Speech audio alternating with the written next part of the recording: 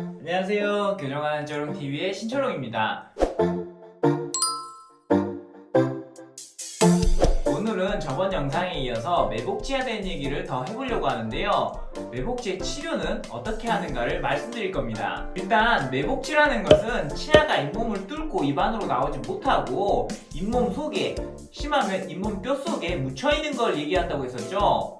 그 원인은 주로 용구치가 나올 공간이 부족한 경우에 많이 생기지만 그 외에도 치아가 뼈에 유착된 경우 혹은 주변에 과잉치나 치아종 같이 다른 병소가 있는 경우 아니면 아예 원인 불명으로 치아가 매복되는 경우도 있다고 했었어요. 그러면 이제 이런 매복치가 있는 경우에는 어떻게 해결을 해야 할지에 대해서 알아봐야겠죠? 그래서 지금부터 매복치의 치료법에 대해서 한번 파헤쳐 보겠습니다. 매복치 치료법은 결국 세 가지 방법 중에 하나로 결정이 나게 됩니다. 매복치를 원래 나야 할 자리로 끌어당겨 오거나 아니면 매복치를 발치하는 거, 즉 묻혀있는 치아를 빼버린다는 거죠. 그것도 아니면 그냥 아무것도 하지 않고 매복된 치아를 주기적으로 지켜보는 경우도 있습니다. 그냥 쉽게 생각하시면 돼요. 치아가 자기가 원래 나야 할 자리에 나지 못하고 이상한 데에 묻혀 있는데 이 치아를 원래 나야 할 곳으로 끌고 와서 잘 사용할 거냐, 아니면 그냥 이 묻혀있는 치아를 빼버리고 다른 방법으로 해결을 할 거냐, 그것도 아니면 그냥 주기적으로 지켜보면서 문제가 되지 않는지만 확인해 줄 거냐 하는 거거든요. 중요한 것은 사람마다 다양한 형태로 발생하는 이 매복치 케이스에서 이 세 가지 방법 중에서 어떤 치료법을 써야 하는가 하는 부분일 겁니다. 물론 매복치의 위치나 주변 치아와의 관계, 평소의 존재 유무 등을 종합적으로 따져야 하기 때문에 획일화해서 치료법을 정할 수는 없고 어느 정도 전문가의 경험과 숙련도의 영향도 받겠지만 여러분께는 일단 대표적인 케이스를 중심으로 각각의 치료법에 대해서 설명을 드리도록 하겠습니다. 매복치의 치료법 첫 번째, 매복치를 당겨줘서 원래 나야 할 자리로 끌고 와서 사용하는 방법입니다.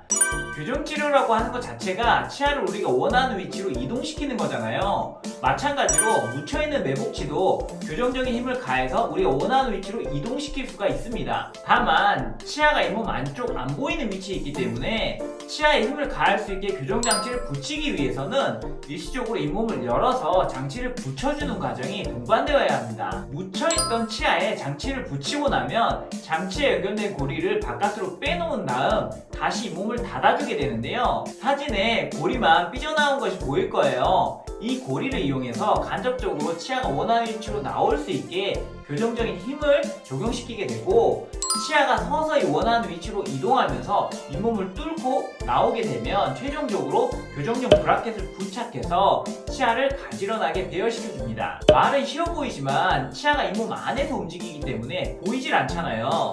내가 원하는 방향으로 실제 치아가 이동하고 있는지 혹은 주변 치아를 건드리고 있지 않은지 등을 주기적으로 엑스레이 등을 통해서 꼭 확인을 해줘야 됩니다. 이렇게 매복치를 원래 위치로 끌어당겨오는 치료는 주로 매복된 치아가 날 공간이 충분하고 매복된 치아가 주변 치아들과 간섭이 없는 위치에 있어서 치아를 당겨주는 과정이 주변 치아에 피해를 주지 않는 경우에 사용하게 되는데요. 물론 환자분들이 가지고 있는 매복치가 항상 이 조건을 이상적으로 만족하고 있는 것은 아니기 때문에 상황에 맞게 조절하는 것이 필요합니다. 매복치가 날 공간이 부족하면 공간을 만들어주거나 매복치가 이동할 때 주변 치아와 간섭이 있을 것 같으면 치아를 다른 방향으로 돌려서 간섭을 피해서 이동시켜주는 노력이 필요하겠죠. 자, 이제 두 번째 방법입니다. 매복된 치아를 그냥 빼주는 방법이에요. 매복된 치아라도 가능하다면 살려서 쓰는 것이 좋겠지만 전략적으로 매복된 치아를 빼는 것이 더 나은 경우도 있습니다.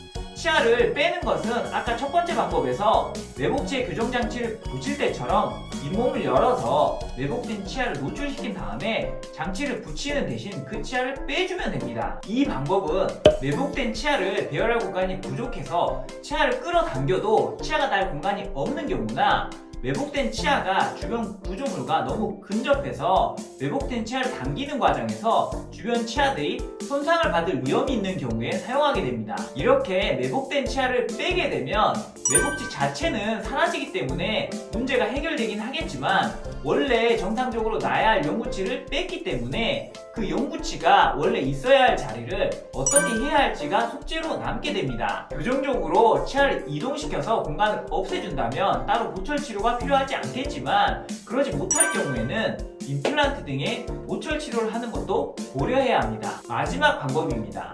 이것은 매복치에 대해서 액티브한 치료를 진행하기보다는 그냥 매복치를 그대로 놔두고 주기적으로 지켜보면서 유지하는 겁니다. 보통은 중년 이상 나이가 많은 환자분에서 검진 시 매복치가 발견되었을 때 이러한 방법을 고려하는데요. 사진에 보시면 나이 51세 남자 환자분에서 검진을 하다가 매복치가 발견되었습니다. 50평생 사시면서 매복치가 있는 것도 모르셨고 당연히 불편한 점도 없으셨다고 말씀을 하십니다. 엑스레이 상에서도 매복된 치아에 병적인 변화를 나타내는 사인이나 그런 것 없이 불활성 상태로 있는 걸로 보입니다. 이런 경우에는 굳이 잇몸을 열어서 치아를 빼거나 당겨주거나 하는 것이 반드시 환자분께 좋은 치료라고 보기는 어렵겠죠. 다만 매복된 치아에서 낭종이 생기거나 주변 볼 흡수가 발생하는 등 병적인 변화가 일어나는지 정도는 주기적으로 체크해보는 것이 필요할 겁니다. 자, 이렇게 오늘은 매복된 치아를 실제로 어떻게 치료하는지에 대해서 한번 알아보았는데요. 치아가 어떤 위치에 어떤 방향으로 있는지, 주변 구조물과의 관계는 어떤지, 치아의 발육 상태, 환자분의 나이 등 고려해야 될 사항이 많고 이것들을 종합해서 어떤 방법을 사용할지를 최종적으로 교정의사가 결정해야 합니다. 그만큼 교정의사의 역할이 크고 책임감이 무겁겠죠. 그래도 가장 큰 원칙은 환자분에게 가장 이로운 방법을 찾아서 밝은 미소를 찾아드리는 것이니까요. 왜곡치가 있다고 너무 크게 걱정하시거나 하실 필요는 없겠고요. 적절한 시기에 알맞은 치료를 받는 것이 좋겠습니다. 지금까지 교정하는 쪼롱TV의 원장 신철홍이었습니다. 그럼 안녕!